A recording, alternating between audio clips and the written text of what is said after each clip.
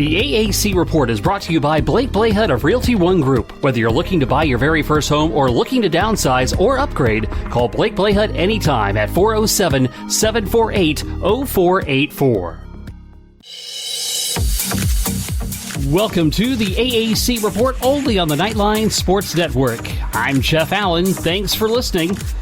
Coming up on this week's show, as we begin conference play, we'll kind of take a broad view of that with Will Kennedy from the Power6 Rundown newsletter.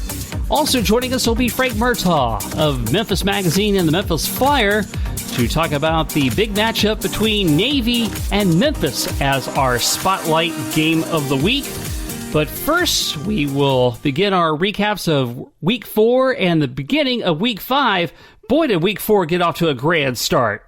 8 back in coverage for Houston. McMillan launches down the middle for McCluskey, and he breaks free! Jalen McCluskey! Touchdown! They take the lead with 3 seconds left! Every player on the Tulane Greenway football team is sprinting down to the corner to celebrate with Jalen McCluskey. Flags are down. Who cares? And boy, that was a raucous start for conference play for Tulane and Houston. The Green Wave coming out on top 38-31 in that spectacular finish. Had the fake kneel down the play prior to that. And wow, what a terrific game that was. Houston now on the news of the De'Ara King redshirt news. Well, that's a little redundant there, but nonetheless, it made waves.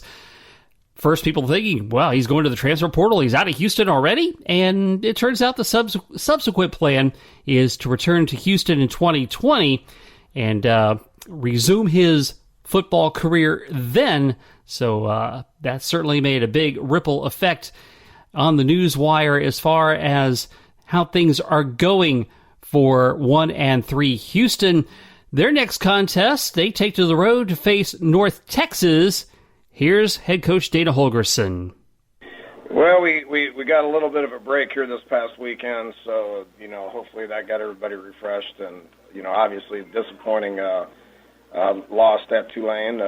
Give those guys credit. They played hard, and we had a chance there at the end, but didn't get it done. But it's all about just moving forward. We put the game to rest and had a good weekend, ready to start preparation for a good North Texas team here tonight. Houston and North Texas, 8 p.m. coming up on Saturday on the CBS Sports Network on Facebook. Yes, get the streaming devices out for that one. The all-time series tied at 7 games apiece. Houston won the last meeting 7 years ago by a 44-21 score. Tulane, after their dramatic victory over the Cougs, is on a bye before facing Army next week. Temple is coming off their first loss of the season, losing 38-22 at Buffalo. Here's head coach Rod Carey. Yeah, obviously disappointed with the outcome of the game. But it comes down to you can't go on the road and turn the ball over really 5 times, including the punt snap, and expect to come out with a win, 21 points off of those turnovers. And really that was the difference in the game. And, there were some execution things that led to all that.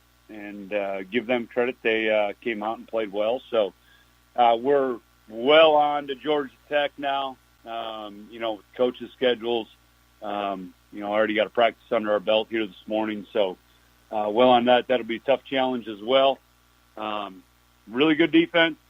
Offensively, they're, cause a lot of problems because of the quarterback run game.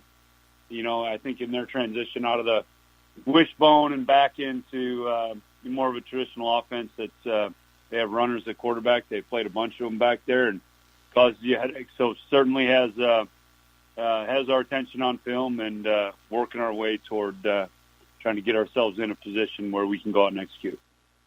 Yes, the juicy storyline, the Owls facing their former coach and Jeff Collins, and they lost their last game to the Citadel. Georgia Tech Temple, Saturday, 3:30 on CBS Sports Network in the first meeting between these two schools. SMU is coming into Tampa undefeated and off a big Iron Skillet battle win over then 25th-ranked TCU last week. They are taking on, of course, the South Florida Bulls, head coach Sonny Dykes. It's a good win for us and our program. Thought our guys played hard. Made a couple of plays down the stretch that helped us win the game. I thought we really played well offensively in the first half and then just kind of hung on in the second half. And, TCU made a run and our guys, I thought answered and really, like I said, played hard and did what we needed to do to have a chance to win the game. So a good win for us. I know our players were excited about it and good to be 4-0. I think it's been a while since we have been, and looking forward to playing against a good South Florida team this week, going on the road, first time in conference play, playing a team that's had a bye. That's always concerning when you open up on the road in the conference, and then when you open up on the road against a team, like I said, that didn't play this past week. So they've had extra time to prepare for you and, a chance to get healthy and rested. So it'll be a big challenge for us, and, our players are playing with some confidence. We need to have a good week of practice and, try to go up and figure out a way to win a game. Bulls head coach Charlie Strong comments on that week of prep, having the bye to get ready for SMU. Well, we had the week off, and it was good because a lot of times, sometimes, so early in the season, you like for it to happen, probably 6 weeks into it, but with it being so early, we had a chance to really evaluate ourselves. And one knows where we went out and practice, 5 days. We still got in our routine, but once you do get in a routine or during the season, you don't want to break it so early. But I just enjoyed our players, enjoyed how they worked last week, and now we're getting ready for a really good SMU team that's 4-0, just coming off of beating a top 25 team in TCU. Our hands are going to be full, but it's going to be a great matchup for us being here at home. The Mustangs and Bulls, Saturday at 4 o'clock on ESPNU. South Florida leads the series 3-1, winning the last meeting back in 2016 by a 35-27 score. Cincinnati returns to action from a bye week to visit Marshall from Conference USA. Here's Coach Luke Fickell. Like most open weeks, it was good.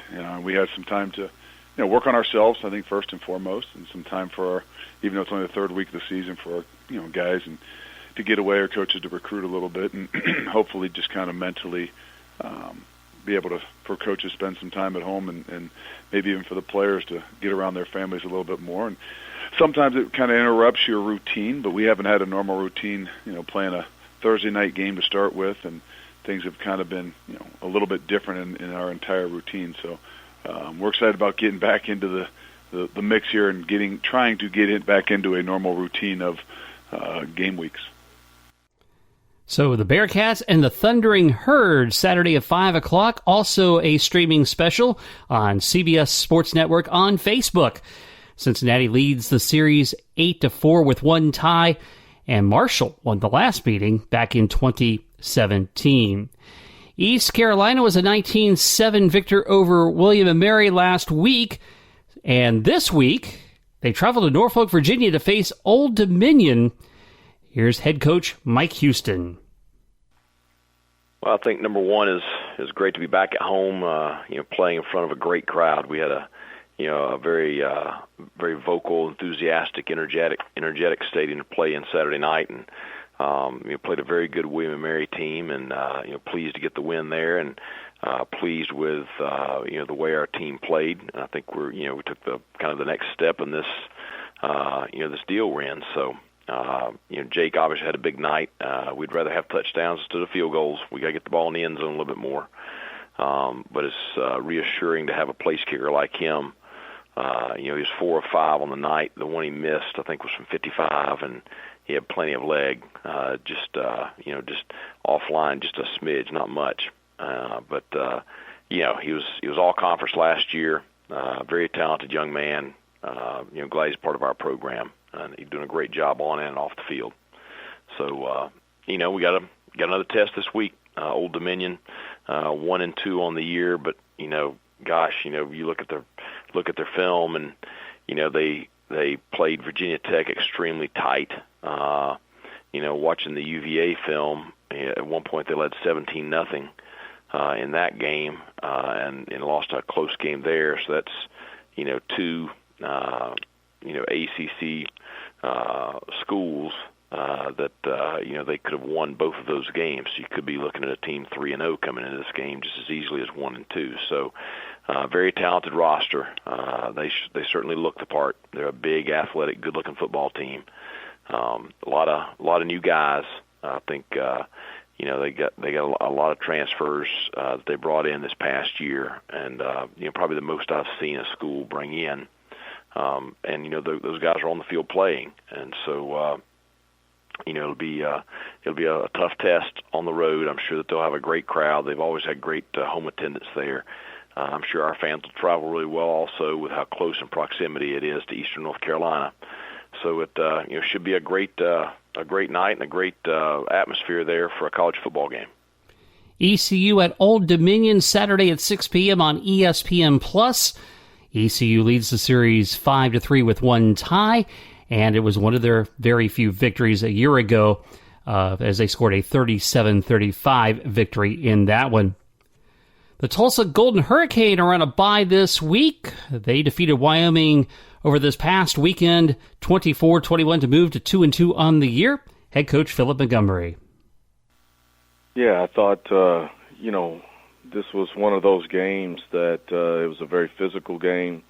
Wyoming's coming in here with really being on a roll. I mean, they won their last four to finish up the year last year, and they're 3-0 this year with a win against Missouri, and so knew it was going to be a tough contest for us.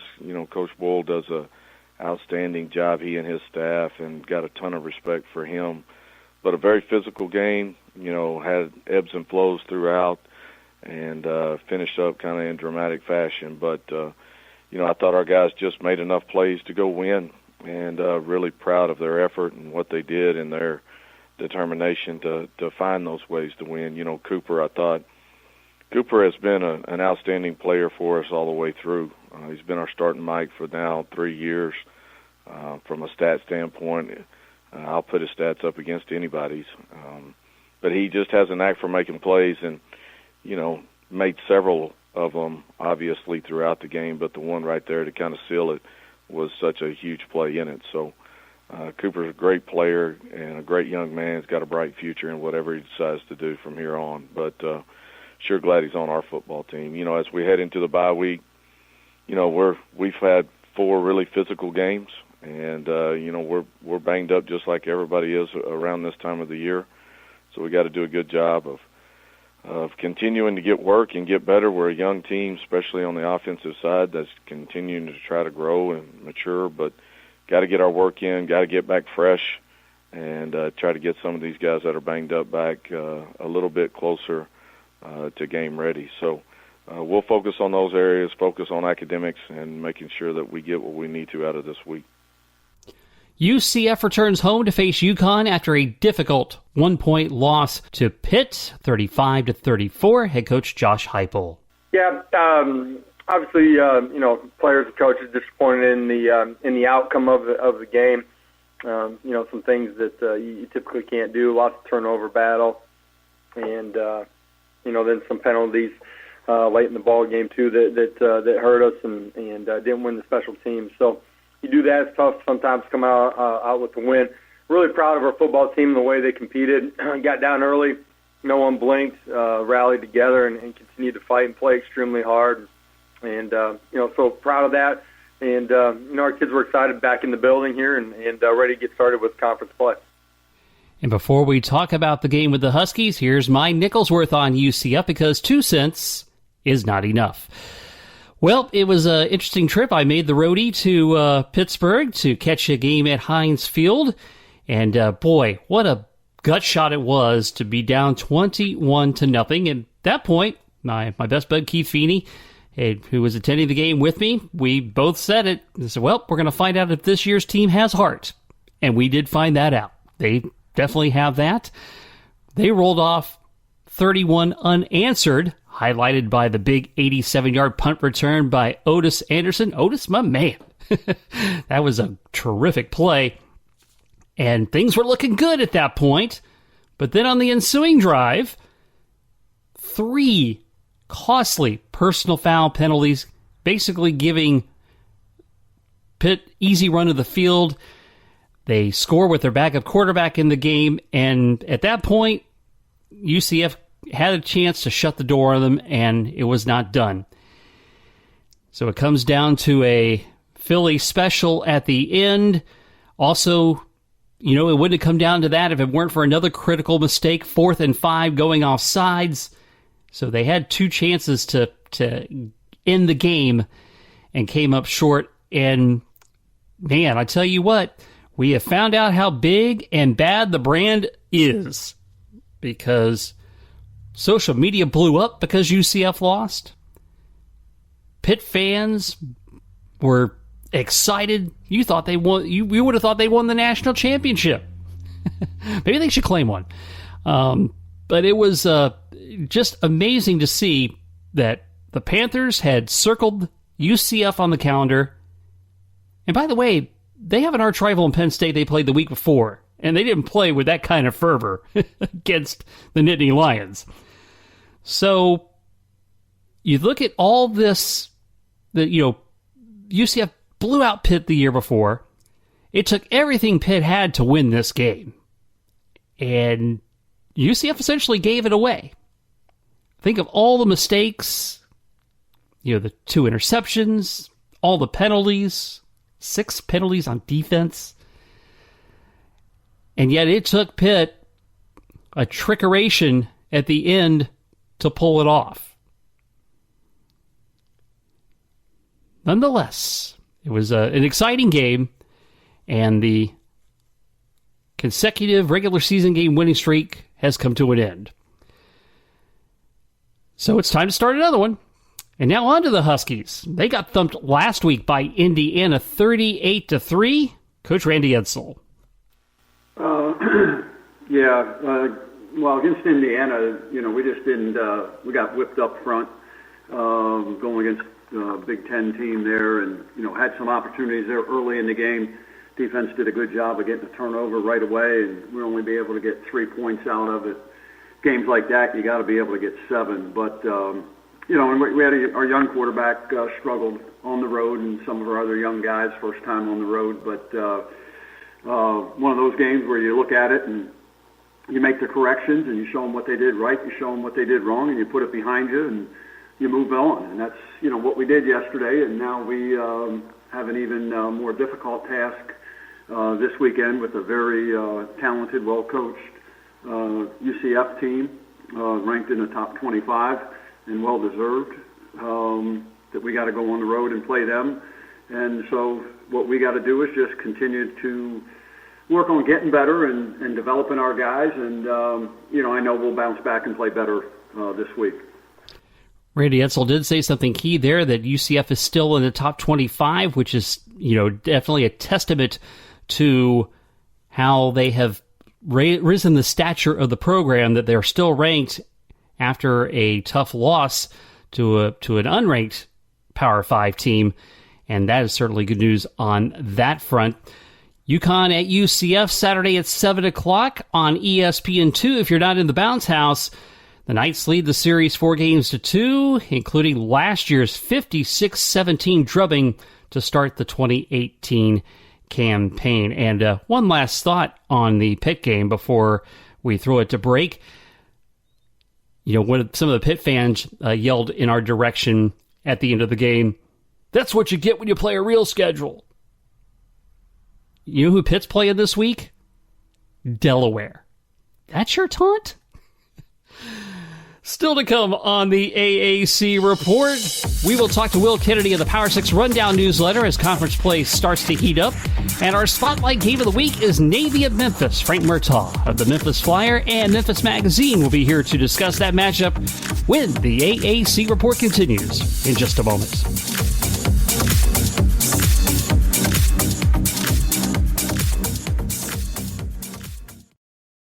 Are you tired of the endless money pit of paying rent? Do you have a home you need to sell for top dollar?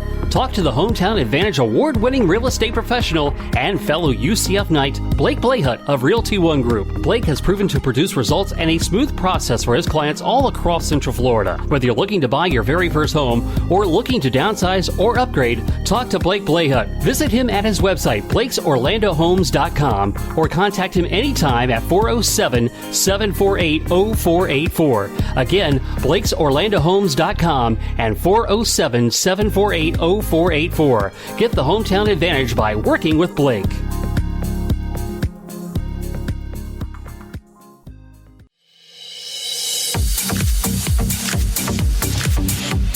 And as we start to get into the throes of conference play, it is my pleasure now to welcome to the program Will Kennedy.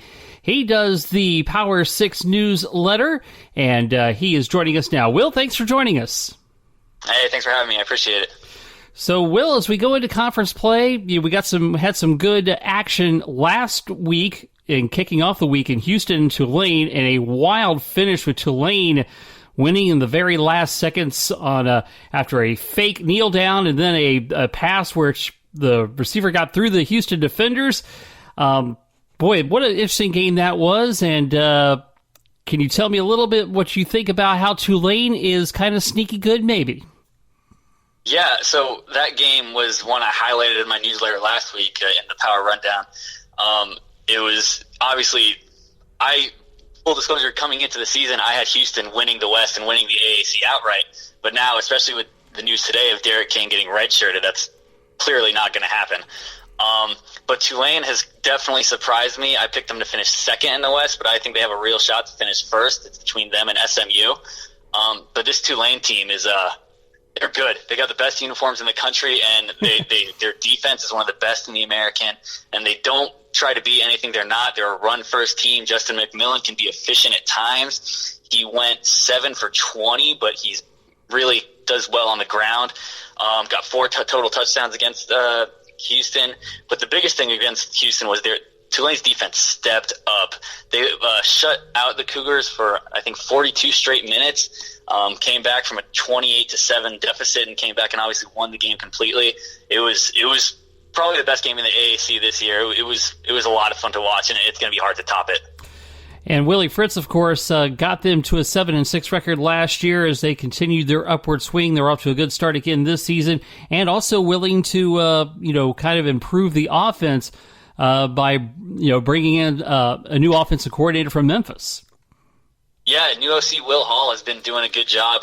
Like I said, they're not going to try and be anything they're not. I'm trying to find the stats here that McMillan had, the transfer quarterback from LSU, but they only had 186 yards passing and they had 325 yards rushing. So they're not going to be anything they're not, even when they're at a 21-point deficit, still early in the game. They know they don't have to go off script because they have the players behind them like McMillan, and they have guys in the pass game that can get open, like Amari did in that last second touchdown pass. So they're a team that's going to beat you on defense and just stick with you on offense and just keep pounding the rock on the ground until they eventually break through.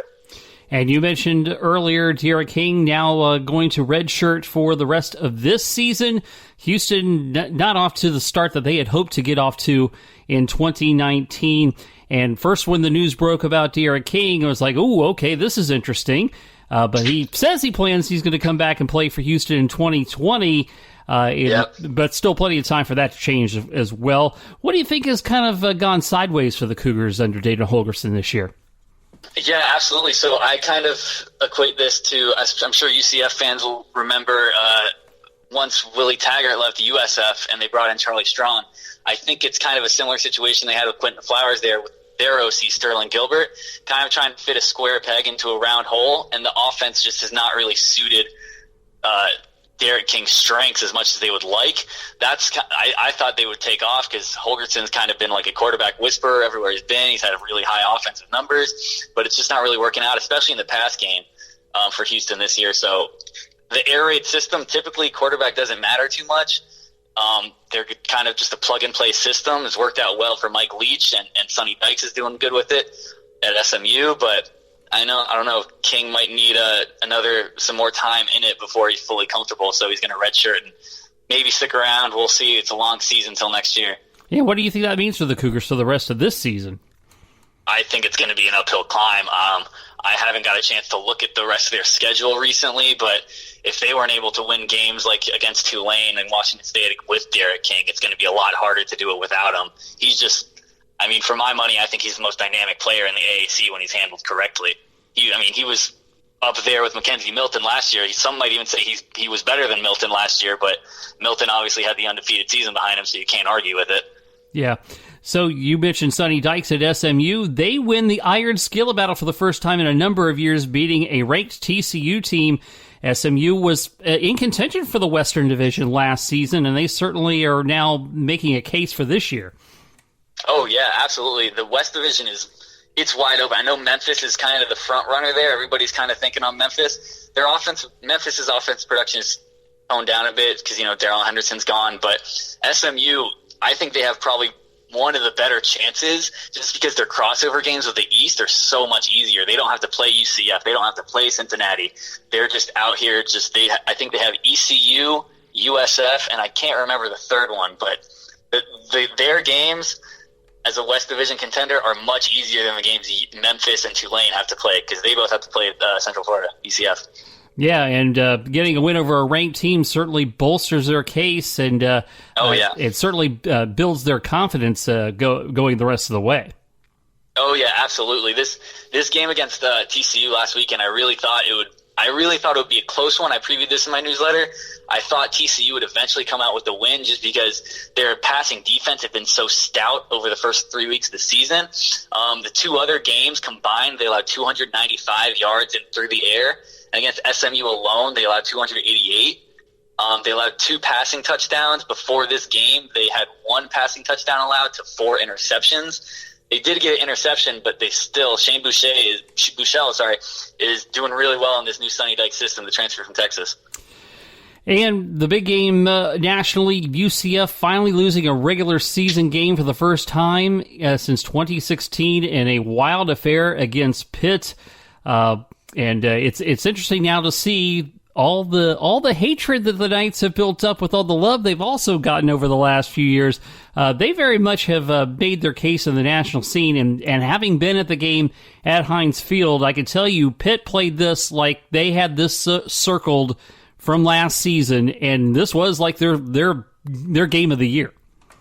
Oh yeah, absolutely. I mean, I think this is probably worst case scenario for UCF because right after they beat Stanford, they're getting all this hype, and like maybe they are for real. People are saying in the national media, everybody's hyping them up, and they come back and just take a loss to Pitt, and it just wasn't great. And looking back on that Stanford team now, everyone was saying that's a statement win. Last week in my newsletter, I said it was a quality win, but I don't know if it's a statement win yet. And now looking at Stanford, they might not make a bowl game, so how quality of a win will it really be?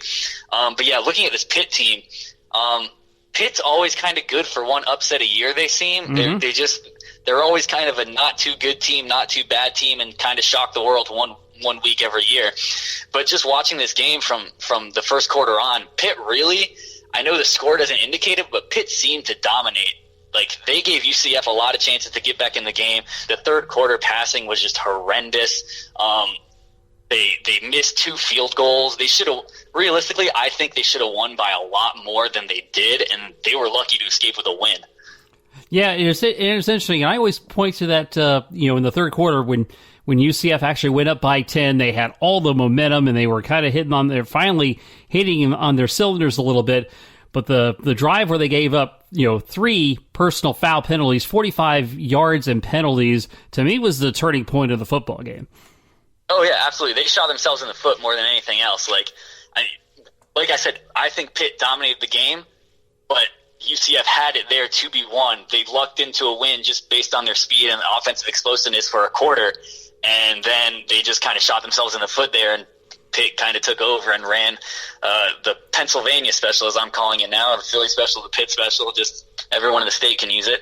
But yeah, they got lucky to escape with a W, even though I think they outplayed the Knights. Yeah, they definitely did, and I can games are won in the trenches, and they both dominate on both lines, in my opinion.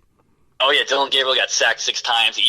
Some of those sacks were on him more than the offensive line, I think, because he's a true freshman.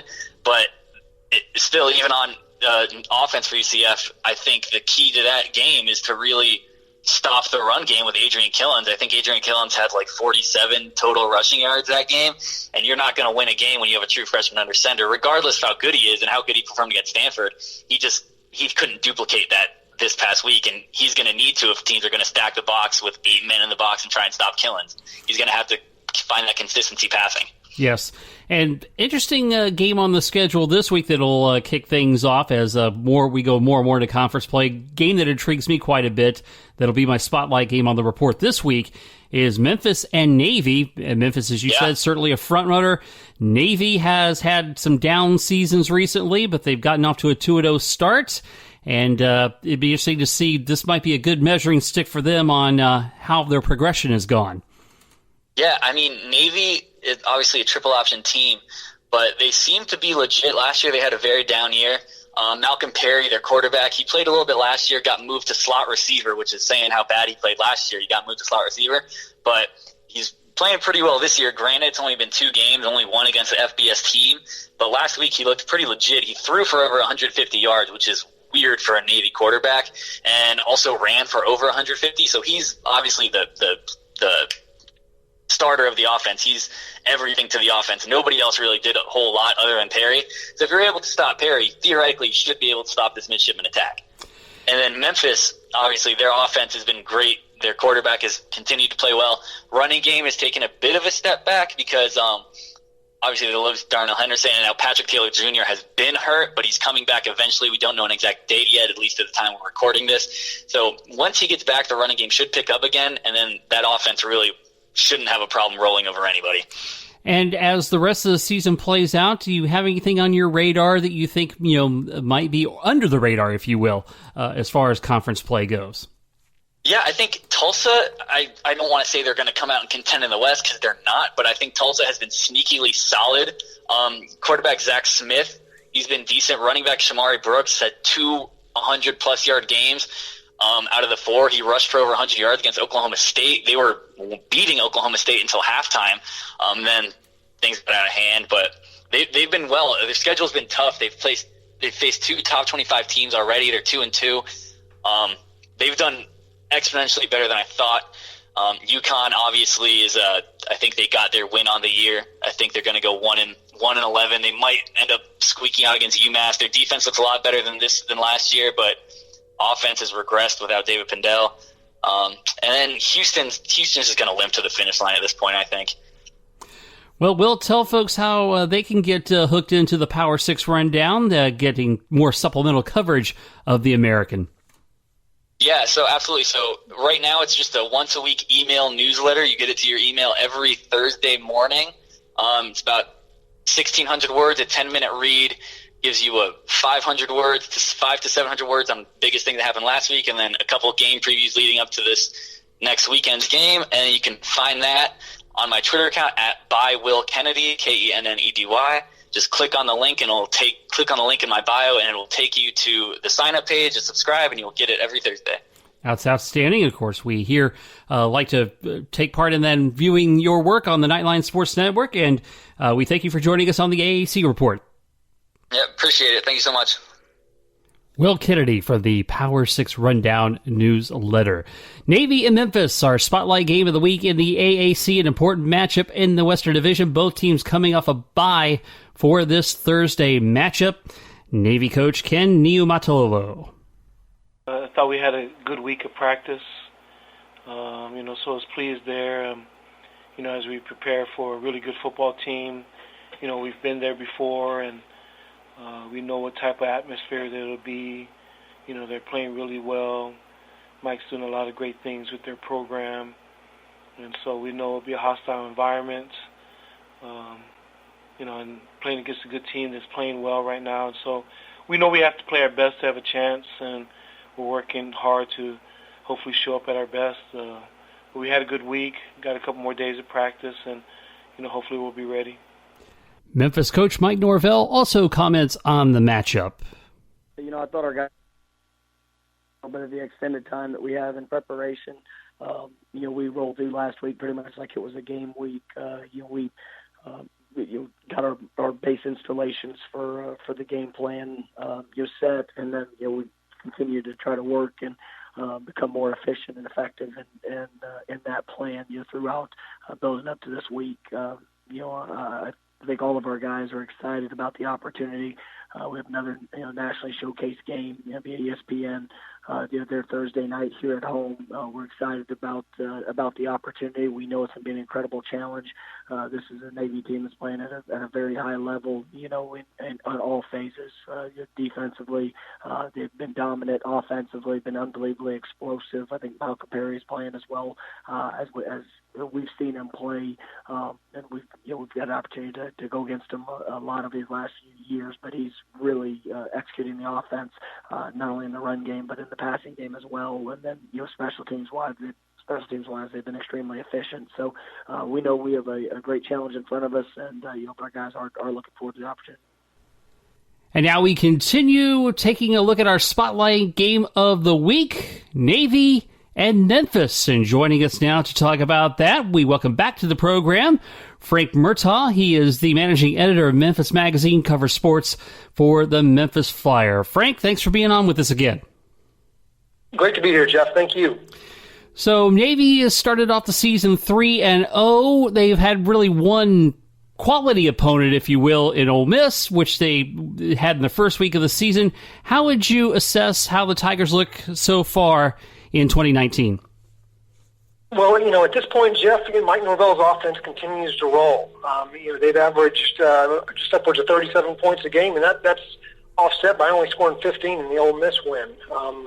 They've had some injuries early on. Patrick Taylor, their star tailback, is on the mend, working on an ankle problem, but they put into the void Kenneth Gainwell, a redshirt freshman, and he's right now 3 weeks in. He's leading the AAC in rushing. So the offensive attack is rolling. They've had a 9 days off now. They're going to be looking forward to getting back on the field tomorrow night, and this has become a rivalry game, Jeff. Navy and Memphis in the West Division of the AAC. It's close to a must-win in September as you're going to find for a football team like Memphis. Yeah, and how about that for a conference opener, if you will? So as Navy comes in, having scored victories in their first 2 games of the season, what are the challenges for the Tigers with that triple option tank that the midshipmen bring? Oh man, well yeah, that's the dirty word is triple option. The Tigers have had trouble with it in the 4 years these two teams have played. It's a system that requires every member of your defense to play discipline. I equate it to sort of playing man-to-man defense in basketball. Whether or not your guy has the football, you better stick with him. This guy Malcolm Perry is clearly cut from the same cloth Keenan Reynolds was. 4 touchdowns on the ground, 2 touchdowns passing against East Carolina. They put up 370 yards a game over the first 2. And if the Tigers cannot stop Navy on third down, the midshipmen are going to win this football game. And I think that's going to be a component you're going to want to watch. Navy's time of possession, and that again they've had I think more than 50% success on third down in their first 2 games. That's going to be the tipping point, from my view. Yeah, tomorrow night. Yeah, Navy's MO is that their offense is kind of like their defense, especially if they can do time of possession to try to limit the opportunities that Memphis's high-flying offense brings. Right, exactly. It's interesting that these two teams they're not mirror images of each other. Their offenses are a contrast in styles. The Tigers have a balance. Their quarterback Brady White's completing 70% of his passes. As I said, even with Taylor hurt, they're running the ball well. With Navy, it's going to be ground. But the question is, can you stop it? And you get 60 minutes of football tomorrow night to find out. And as you mentioned, Navy has given Memphis trouble. They lead the series 3-1. They were victorious a season ago by a narrow margin of 22-21. Do you expect it to be a low-scoring game? That's interesting. I would if the Tiger defense is up to the task. And if I guess that goes for Navy too. The Tigers, I'm repeating myself, that they're rolling. Mike Norvell has showed no indication of slowing his offense down. That leads you to believe they're going to score points. But to score points, you got to have the ball, and that gets back to that time of possession question. This is a big game, Jeff, in that Memphis is 3-0, and going 4-0 in these parts is unusual. Since World War II, it's happened twice. Happened in 2015 under Justin Fuente, and way back in 1961. So you're looking at foreign territory for the Tigers, and they're on the cusp of the top 25 rankings. This is a team that's fighting for the West Division title in their league. It's a huge game, and high scoring, low scoring. I know Coach Norvell would tell you he just wants to end up with one more point than the midshipmen, whatever the total is. Yeah, Navy struggled quite a bit a year ago. Really, I think the Memphis game might have been their high point. This is probably now they won their first two games, and this is probably a good test for them to see if they have indeed made progression over last year. I know last year the quarterback situation is so much in flux for them, and now that they've gone with Perry full time, now they get to see what kind of team they have stacked up against an annual contender in Memphis. Yeah, absolutely, and that's from the Memphis standpoint. It's healthy, I think, and I know the fan base has embraced being a team that other league members now circle in their schedules. Navy knew and planned on coming to Memphis as soon as the schedule was released. It's a big game for them, too. It's healthy for college football here in the middle of SEC country. I think that, it's one thing to score 45 points against Holy Cross, East Carolina. Can Navy roll, when the Tigers take the field? Right now, Memphis is allowed 13 points a game in the league, and that's right behind Navy. But, again, the competition for both teams hasn't been what it will as the schedule picks up. But it's going to be a clash tomorrow night. It's a healthy game for a TV audience, to be honest. Well, that sounds good. Well, Frank Murtaugh, we do appreciate you taking time to give us the lowdown on the proceedings that will take place Thursday night on ESPN. And again, Frank, if you wouldn't mind, give folks indication where they can follow you for coverage of the Memphis Tigers. Yeah, absolutely. Hop on MemphisFlyer.com. That's where my game reports and columns will appear. I write 3 thoughts on Tiger football every week, and I hope your listeners check in now and then. All right, Frank, thanks again so much for joining us. I appreciate it, Jeff. Thank you. And as the case will be during our spotlight game when it's two teams in the American squaring off, which now that we are leveling into conference play will be the case, we will usually go with the home market for the spotlight interview, if you will. So that's a Thursday night, 8 o'clock ESPN ball game. Navy leads the series 3-1. And again, they won last year 22-21. In scheduling news around the American, Virginia Tech and East Carolina have canceled their scheduled games from 2020 through 2025. That is said to be by mutual agreement. And UCF, as you have heard, has added home and home series with Boise State and BYU getting some good quality opponents from out west. Looking at our honors, our Offensive Player of the Week, Jalen McCluskey from Tulane, with that tremendous 53-yard catch and run with 3 seconds left to give Tulane the 38-31 victory over Houston. He had 4 receptions for a game-high 120 yards and 2 touchdowns. The Defensive Player of the Week, Cooper Edmiston of Tulsa. The linebacker had a team-high 9 tackles, including the pivotal defensive play in the final minute of Tulsa's 24-20 win against previously unbeaten Wyoming, forcing a fumble at the 3-yard line with 50 seconds left to help them clinch that win. The Special Teams Player of the Week, I don't know if I got an issue. I think I got an issue with this one.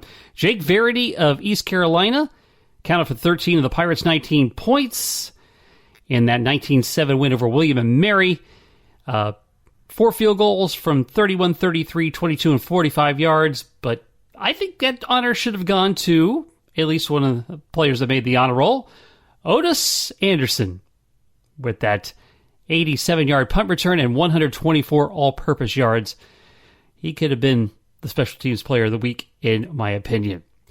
News from around other sports in the American. Women's soccer, USF senior forward Evelyn Vaines had 5 points, 2 goals, and an assist at Wake Forest on September 15th, easy for me to say, closing in on all-time records in the conference. She is 8 points away, behind Rachel Hill at 140 all-time from 2013 to 2016. Evelyn has 132 points. In goal, she's only 5 behind Rachel Hill with 56.